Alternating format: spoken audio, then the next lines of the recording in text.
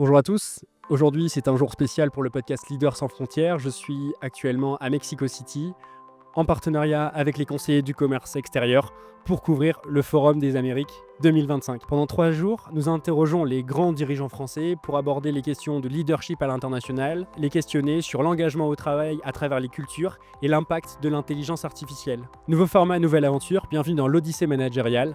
Mais avant d'écouter cet échange, n'oubliez pas de vous abonner à la chaîne YouTube ou d'ajouter 5 étoiles sur votre plateforme audio préférée, que ce soit Spotify, Deezer ou Apple Podcasts. Je vous souhaite une bonne écoute. Bonjour Karine. Bonjour Paul. Bienvenue sur le stand de l'Odyssée managériale et dans le podcast des Leaders sans frontières. Je suis ravi de t'accueillir ici.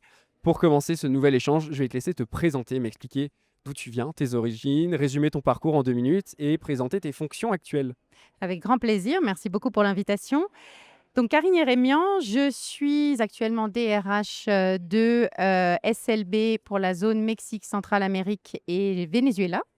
J'ai 16 ans dans la société, donc ce qui est un peu choquant et rare, mais ça fait partie du Magic Recipe de SLB de nous donner une carrière très diverse. Donc j'ai commencé en bas de l'échelle de la fonction RH avec un stage en France. Ensuite, je suis partie 7 ans aux États-Unis.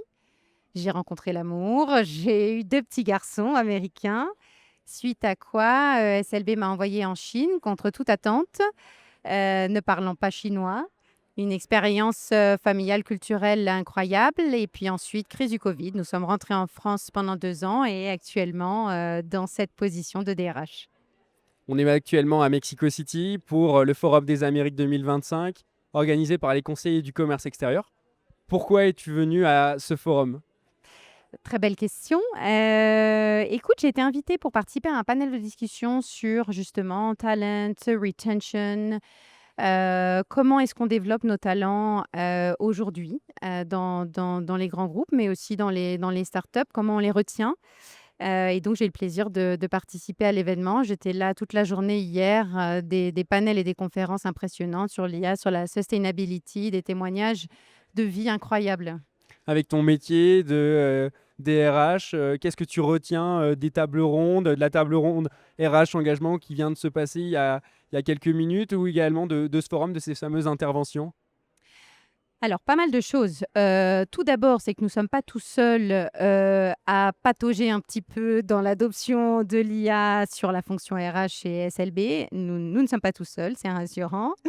Donc ça, c'était très intéressant. Sur le panel, sur le talent, j'ai beaucoup aimé les points qui ont été faits sur le purpose. C'est important. C'est important de savoir pourquoi on se lève tous les matins et on ne se lève pas tous les matins uniquement pour un salaire. Ça n'est pas possible. J'ai beaucoup aimé tout le thème sur le care for employees qui ont été mentionnés pendant le panel. Et être vrai, un vrai style de management, un vrai style de leadership, pour moi, prend tout son sens, en fait. Qu'est-ce que c'est pour toi l'engagement au travail ? Qu'est-ce qui fait l'engagement au travail ? Beaucoup de choses. Je pense que d'abord, l'engagement, on a tendance à beaucoup le généraliser. L'engagement, il est personnel. On peut avoir la meilleure recette d'engagement et on aura toujours une partie de notre workforce, de nos employés qui ne seront pas engagés. And it's okay. Il n'y a pas de problème avec ça. On n'aura jamais 100% de toute l'organisation engagée. Ce qui est important, c'est de savoir qui on veut qu'ils soient engagés et que les gens soient engagés, les employés soient engagés pour les bonnes raisons. On a parlé du purpose, définitivement avoir une mission qui nous parle. Alors cette mission peut être environnementale, elle peut être très grande, elle peut être environnementale, elle peut être sociétale, elle peut être aussi beaucoup plus petite, apporter une saveur dans l'industrie alimentaire, par exemple, ce réconfort, etc. Donc il y a toute une échelle quand on parle de purpose. Mais ce point-là, je pense, est clé et nous, on s'en est rendu compte dans notre industrie qui doit prendre un pivot assez rapide entre le traditionnel oil and gas et ce pivot vers soutenir et accélérer la transition énergétique. Pour moi, il y a aussi l'environnement dans lequel on travaille, la qualité des gens avec lesquels on travaille. Si je reviens sur SLB, entreprise de cœur pour laquelle je travaille depuis plus de 16 ans. C'est la qualité des gens avec lesquels je travaille qui font que tous les matins, je suis heureuse et je suis engagée d'aller au travail, une équipe d'ingénieurs passionnés. Hmm. Ce serait mon deuxième point. Le troisième point, euh, on a mentionné le purpose, on a mentionné les gens avec qui on travaille. Pour moi, le troisième point, c'est what's in it for me. Donc, le rapprocher un petit peu plus près de son propre soi individuel. Et c'est voir les perspectives. On est engagé quand on voit une perspective de croissance, quand on voit qu'on contribue à cet effort collectif, à cet effort d'entreprise. Donc, ça peut passer par des projets, ça peut passer par une progression horizontale. On a très peur de mentionner ça, mais c'est passionnant de grandir horizontalement, c'est-à-dire découvrir différents métiers, découvrir différentes fonctions, différentes géographies, sans forcément grimper verticalement. Et bien sûr, le dernier point, les perspectives de croissance et de développement vertical. Et ça, chacun a sa propre ambition. Certains ont l'ambition de devenir CEO, d'autres ont des ambitions bien différentes. Ce qui compte, c'est cette fulfillment que l'individu va ressentir et va se positionner dans l'organisation. Tu viens de parler du positionnement de l'individu dans l'organisation. Si maintenant tu évoques ta position en tant que directrice, manager, comment est-ce que tu fais au quotidien pour favoriser l'engagement de tes collaborateurs? C'est pas facile tous les jours.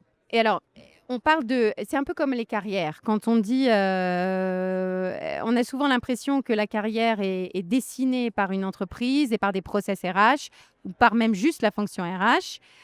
C'est faux. C'est un consensus. Donc, il y a ce que l'entreprise peut faire pour l'individu, pour l'employé, mais il y a aussi ce que l'employé est prêt à faire pour obtenir ses opportunités, etc. Donc, sur le day-to-day dans l'engagement, déjà le respect. Le respect et la confiance avec mes équipes et avec les équipes de Mexique Central Amérique en général.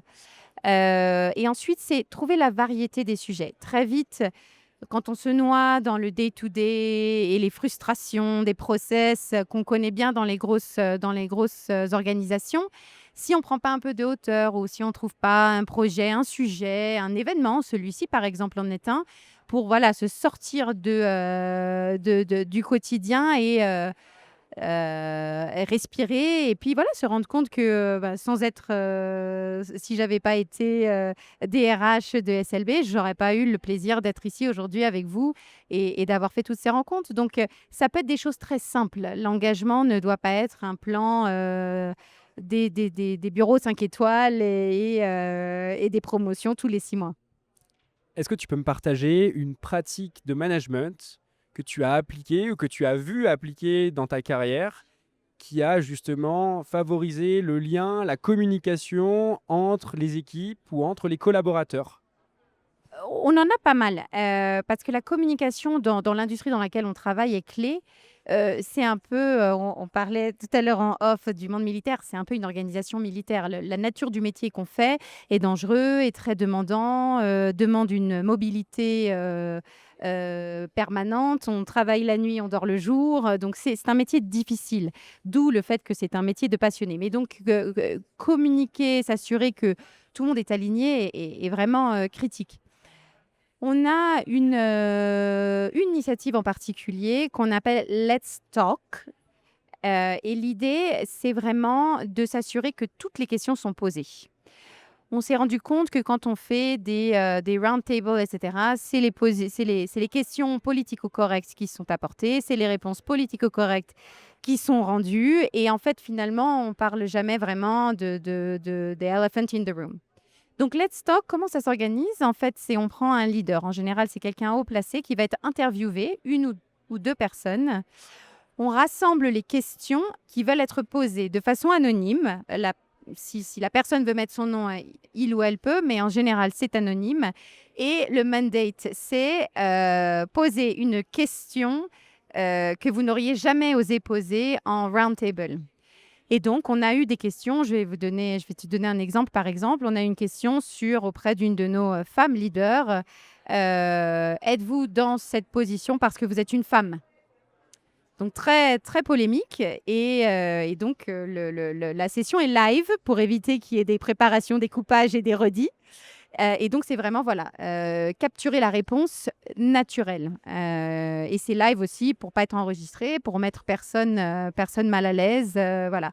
Ils ont l'opportunité de décliner une question, si c'est effectivement trop polémique. En général, on les regarde aussi avant pour s'assurer qu'il y a une logique dans les questions. Mais voilà, c'est ouvrir le dialogue sur les non-dits ou sur les sujets qu'on essaye d'éviter. Tu évoquais au tout début des différents panels qui se sont tenus ici au Forum des Amériques, notamment l'intelligence artificielle qui est en train d'impacter. C'est un nouvel outil qui apparaît là depuis une vingtaine d'années et dont il y a eu un énorme boom avec la partie Generative AI. Comment est-ce que tu vois ces nouveaux outils arriver aujourd'hui dans ton métier?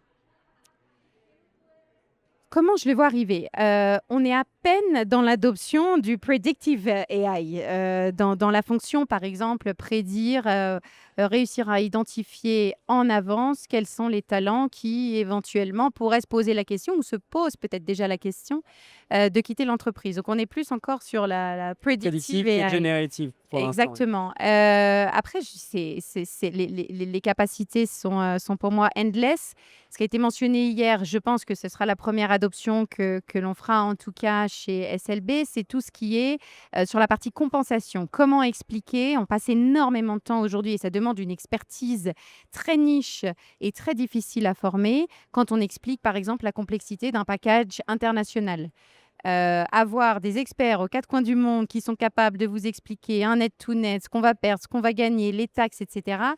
Ça sauvera non seulement du temps à nos employés qui aujourd'hui font ce travail de leur côté, à nous, parce que c'est vrai que chaque cas est quasiment Unique. particulier, donc ça prend énormément de temps en interne. Et puis il y a cette notion de trust. Est-ce que les chiffres que l'entreprise me donne sont vraiment réels ou est-ce qu'ils sont inflatés?